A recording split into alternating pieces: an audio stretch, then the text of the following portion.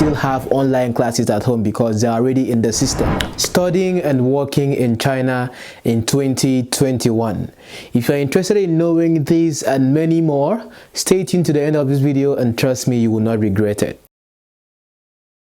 Hello and welcome to the Being Real channel, where I keep it all real and nothing is scripted. And this is one topic I have been talking about over the years since I've been in the People's Republic of China as a student and sometimes also as a hustler, okay? But I have to state this clearly before we go on with this particular video. As you can see, I never come with a tablet or maybe notes or something, because anytime I talk about things like this, I always come from my own experience and I show you videos and all of that. So in case you haven't watched my playlist for student jobs in China and all of that, check out my playlist. Everything is well arranged based on the kind of content you would want to watch, either about China, Africa, or my life as a person. But I like to make sure I share my experiences, as it gets to help someone out there who would be watching to make informed decisions as to what they're coming to do here in China and all that. So if you're watching this in 2020 and maybe still the early months of 2021 and you are not yet in China already because of the situation we have around the world, people have been asking me a whole lot of questions about this with regards to. Now I have to give you this as a very sincere answer.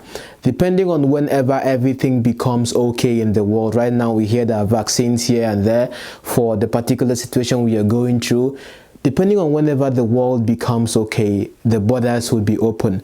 But what your focus should be is in your own country right now where you're watching me, because most of my audience get to watch from Africa, where I come from.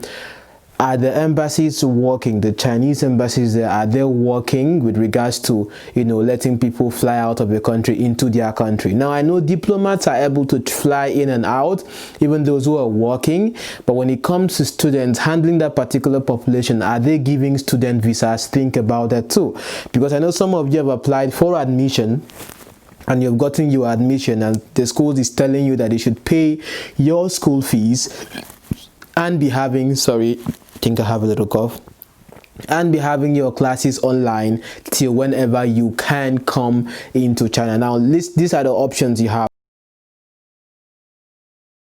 Please, you have to think about it yourself, okay? Do you want to come here and start, you know, based on, let's say you are able to come by September, or let's say you can't make it by March to come in that diet. That means you come by August, September.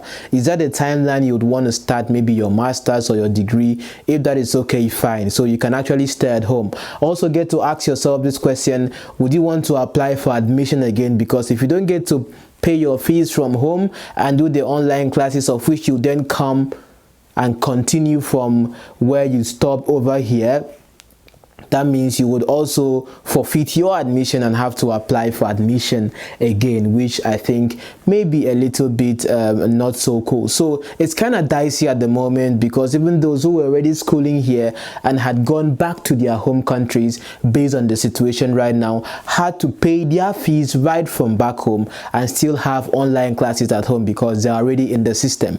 But you watching me at the moment now, you are not in the system.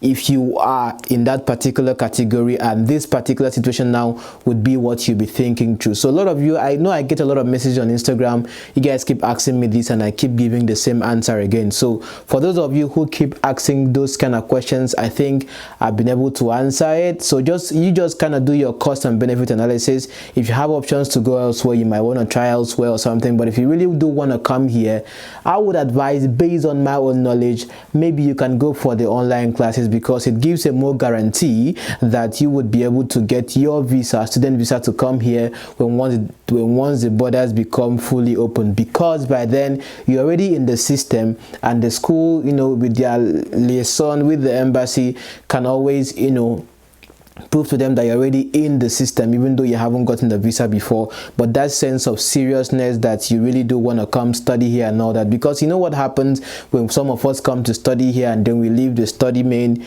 purpose and then do some other things. So you understand what I mean? So I don't have to say so much about it. But talking about studying and working in China, I think it's really important that I kind of write some points down so I get to elaborate on them right here on the channel. But in case you're watching me now and you haven't subscribed yet, it's just a simple simple thing you have to do: subscribe and be part of the family. I don't have any Patreon account or maybe any PayPal account you get to pay whatever into. I started this account from scratch and I've gotten to this far because of people like you who keep coming in to watch. So you subscribing and watching the contents I get to provide also helps the channel grow and get to meet and help other people out there who want to know more about maybe China or maybe my life or maybe things I say about Africa and my unpopular opinions.